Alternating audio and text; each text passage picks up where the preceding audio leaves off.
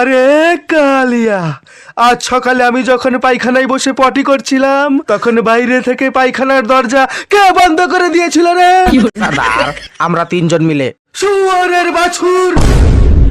জানিস তোদের জন্য আজকে আমার কি হয়েছিল? পুরো 3 ঘন্টা ঠান্ডার মধ্যে আমি পায়খানার মধ্যেই বসেছিলাম। ঠান্ডায় আমার টুনটুনি জমে একেবারে বরফ হয়ে গিয়েছিল। I love you Rahul. তাই? হ্যাঁ, আমি তোমাকে ছাড়া হাঁকবো না, আই মিন তোমাকে ছাড়া বাঁচবো না। তাহলে চলো আমার সঙ্গে।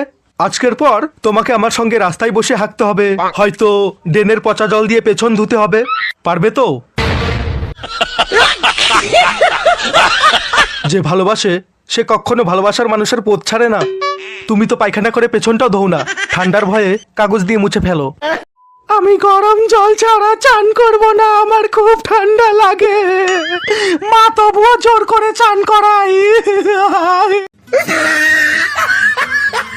চান করে আমার মাথা খেয়ে ফেললো। বললাম তো আমি চান করবো না, বেরিয়ে যা আমার বাড়ি থেকে যা। বললাম তো আমি চান করবো না, চান করবো না। রাহুল প্লিজ দরজা খোলো। ঠান্ডা আমাদের সবারই লাগে, স্নান করতেও ভয় লাগে, কিন্তু প্রথম 1 বালতি জল ঢালার পরে তখন আর বেশি ঠান্ডা লাগে না। আমি তোমার স্নানের জন্য গরম জল করে দিচ্ছি। ঠান্ডা জল দিয়ে স্নান না করলে, কিন্তু গরম জল দিয়ে তো স্নান করে নাও প্লিজ। সত্যি জল গরম করে দেবে তো? আমার সোনাটা বাবুটা আজকে গরম জল দিয়ে স্নান করবে।